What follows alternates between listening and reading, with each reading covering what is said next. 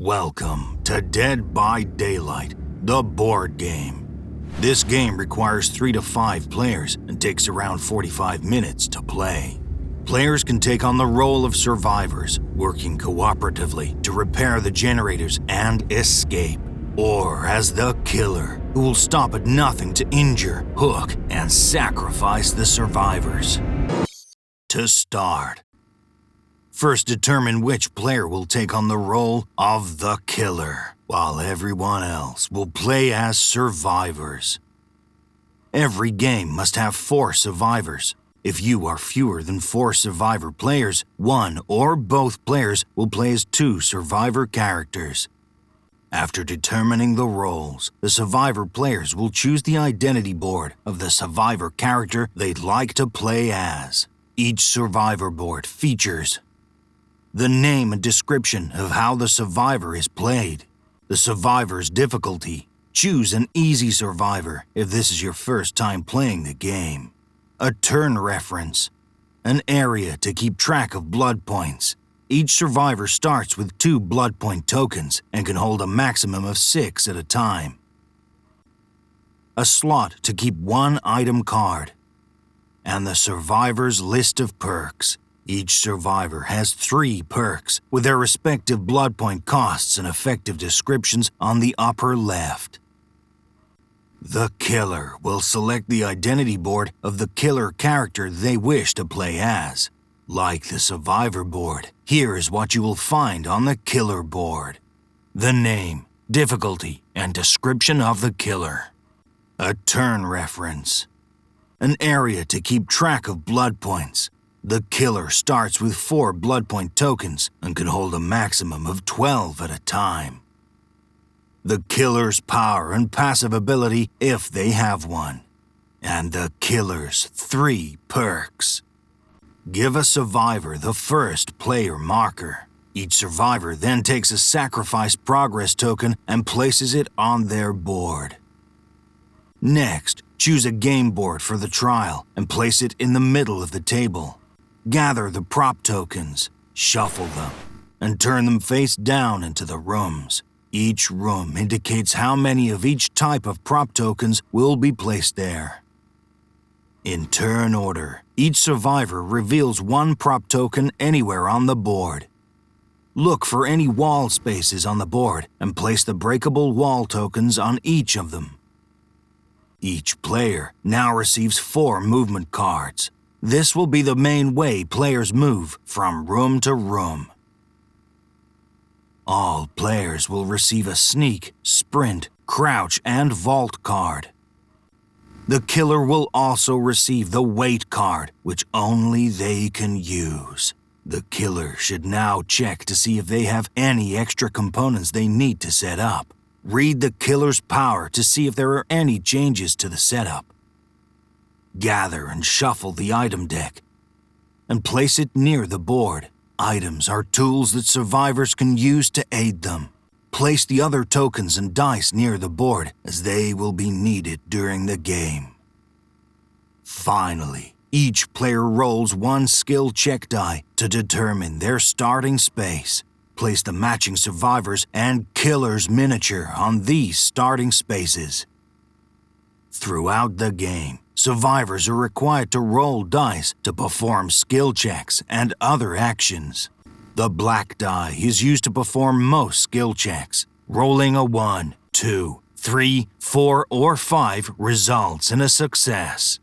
Rolling a 5 is a great success, which may provide additional benefits. Rolling a 0, represented by the skull icon, results in failure. The killer gains a blood point token each time a skill check is failed. Some effects will allow you to re-roll dice. Dice can only be re-rolled once, and the result of the re-roll is final.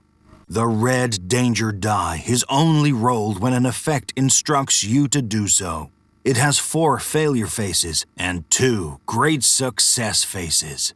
The survivor's objective is to explore the map and find prop tokens, which will reveal the locations of the generators and exit gates. survivors must completely repair 4 generators to power up the exit gates. They must then perform 3 successful skill checks to open the exit gate and escape. The killer's objective is to sacrifice the survivors. This is done by injuring survivors, picking them up, and placing them on a hook. Each sacrifice adds a sacrifice progress token to the track. When the sacrifice progress track is full, the killer wins the game. There are 4 phases in each round: planning, survivors act, killer act, and cleanup. In the planning phase, each survivor selects 1 movement card and places it face down. The killer selects 2 movement cards and places them face down. The killer and the survivors select their movement cards simultaneously. The survivors are allowed to communicate and plan, but any form of secret communication is forbidden.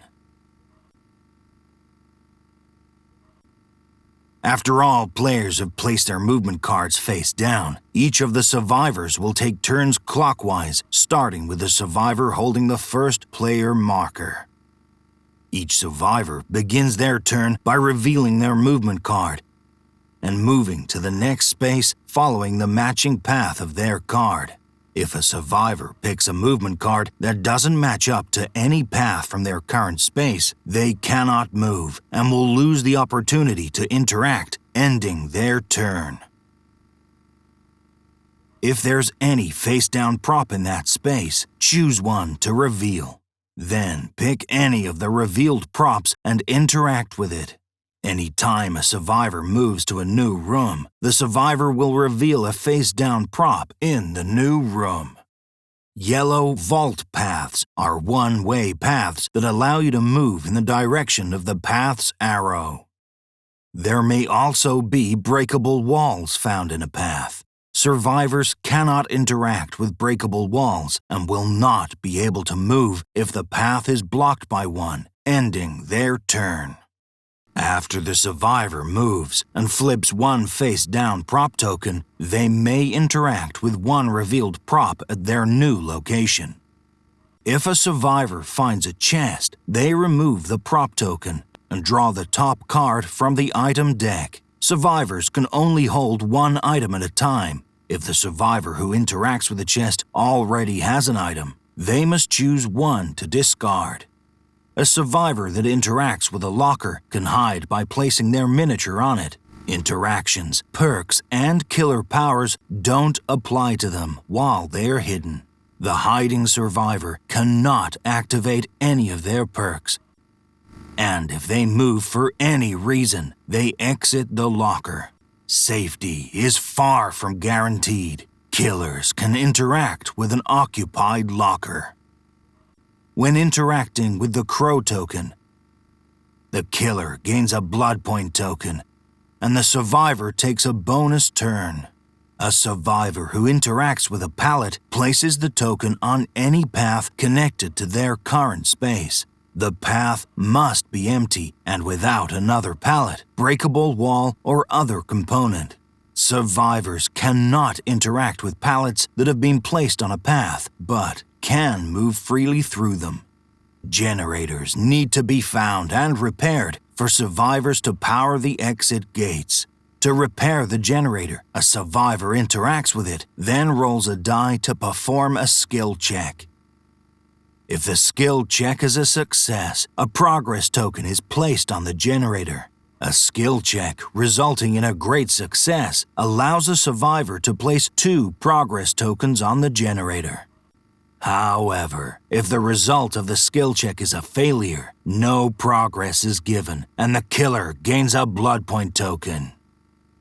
A generator is completed once it has 3 progress tokens. Return the progress tokens to the supply and move the generator token to the generator track on the board. Once 4 generators are completed, the exit gates are powered up and survivors can interact with them. Survivors interact with the exit gates by performing skill checks. Once there are 3 progress tokens on the exit gate, it opens, and the survivors win the game. The killer cannot interact with an exit gate. Hooks are mainly used by the killer, but survivors can sabotage them. When a survivor interacts with a hook, they place an entity token on it to prevent interaction. If a hook has a survivor hanging from it, sabotaging that hook also frees the hooked survivor. Move the survivor off the hook and gain a blood point token. Both survivors may move along any path. If a survivor is in the same space as an injured teammate, they can attempt to heal them. They perform a skill check and remove the wound ring from their base on a successful roll. Hex totems are used by the killer to gain blood point tokens.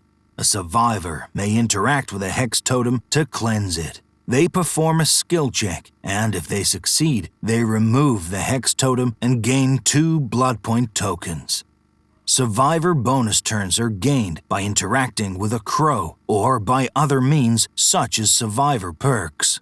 When taking a survivor bonus turn, the survivor takes their remaining movement cards and plays one of them as if taking a normal turn.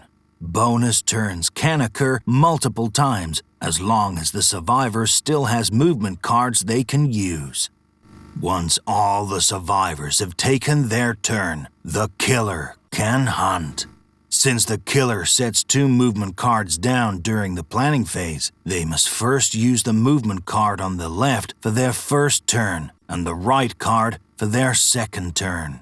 Like survivors, the killer uses their movement cards to traverse the map. After moving to a new space, the killer selects and reveals 1 face-down prop if available.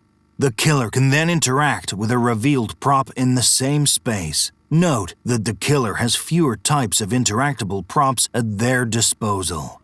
If the killer cannot move to a new space, they must stay in the same space and cannot interact this turn. Any effect or rule that would cause the killer to move to a new space will allow them to reveal a face-down prop at that new space. If the killer moves along a path with a breakable wall, that wall is removed, and all players will gain access through that path as normal. If the killer tries to move along a path that has a pallet on it, they instead remove the pallet and remain in their current space. They do not interact for that turn. Killers can interact with lockers that are occupied by survivors. When this happens, the survivor performs a skill check by rolling a die. On a failure, the killer picks up the survivor. On a success, the survivor moves off the locker. That locker is then removed. The killer can scout by interacting with the crow. The crow is removed, and they gain 1 blood point token. The generator is the key to victory for the survivor. The killer can damage the generator by interacting with it, removing all progress tokens from that generator. When the killer interacts with a hex totem, they venerate and gain 2 blood point tokens. If the killer is in the same space as a survivor, they can attack them as an interaction. The survivor is now injured. Place a wound ring on that survivor's base. When the killer is in the same space as an injured survivor, they can pick them up. However, the killer can do this to only 1 survivor at a time, and they cannot select a survivor who has been wounded in the same round. After picking up a survivor, either from using a perk, searching a locker, or interacting with a wounded survivor, they can be placed on a hook. If the killer is already in a room with a hook when they pick up a survivor, the survivor is hooked. If not, the killer will attempt to carry the survivor to a room with a hook. The killer first chooses the number of spaces they would like to move to reach a room with a hook. The highest number they can choose is 4, and the lowest number is 1. The survivor being carried will then attempt to free themselves. The carried survivor rolls a number of skill check dice equal to the number chosen by the killer. For example, if the killer chooses the number 3, the survivor will roll 3 dice. If any of those dice were a 5, the survivor would successfully free themselves. They are placed back down, and the killer's movements do not occur. If the survivor was not successful, the killer may move as many spaces as the number of dice rolled. For any failed rolls indicated by the skull the survivor made, the killer will gain 1 blood point token. Movement cards are not used for this, and the killer cannot move over pallets or through breakable walls, use killer powers, or interact while carrying a survivor. If they land on a space with a hook, the survivor is placed on it. Whenever a survivor is hooked, take a sacrifice progress token from their board and place it on the sacrifice progress track. While hooked, a survivor cannot set a movement card nor use perks. The hooked survivor is treated as if they are not there if perks and powers by other players are used. Their turn is also skipped. Each killer has a unique power. Once per round, a killer can use their power in place of making an interaction. At the end of their second turn, the killer may spend 4 blood point tokens to take a bonus turn. This can be done only once per round. The killer then sets a 3rd movement card and proceeds their turn as normal. When the killer has completed taking their turn, proceed to the cleanup phase. For each survivor who is currently hooked, place 1 sacrifice progress token on the sacrifice progress track. When the sacrifice track reaches 8, the killer wins the game. Remove the entity token from the board. Any effects with the token will now end. Pass the first player marker to the next survivor in turn order. Finally, all players pick back up all their movement cards into their hand. Begin the next round, starting with the planning phase.